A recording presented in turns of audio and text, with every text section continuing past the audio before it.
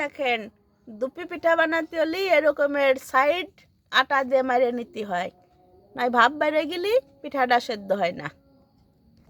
ফরিদপুরের খেজুরির গুড় সুস্বাদু পাটালি এইভাবে কাটে নিতে হয়। 400 টাকা কেজি পাটালি এনেছি।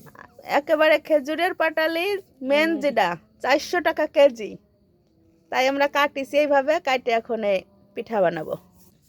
এটা লবণ দিয়ে পানি দিয়ে গুঁড়ি মাখাতে হয়। এভাবে চাইলে সুজি করে নিতে হয়, সুজি করে তারপর হলো ঢাকুনি ভরে ভাপা পিঠা। এ দেখেন আমরা কিভাবে গুঁড়িটা চালি।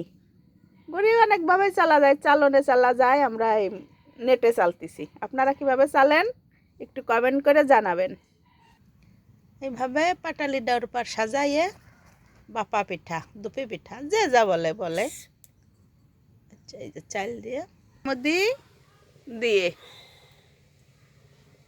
আজকাল আমরা নানি বাড়ি আইছি, সেদিন গেছিলাম ভাবির বাড়ি ভাইয়ের বাড়ি, আর আজকে আইছি নানি বাড়ি। আমরা দুই ভাই বোনই আমার নানি পিঠা বানাচ্ছে।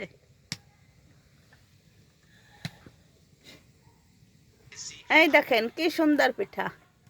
আপনারা একটু পিঠা দেখবেন, একটু কমেন্ট করবেন, একটু সাবস্ক্রাইব করবেন। আপনারা তো কিচ্ছু করেন না কেন?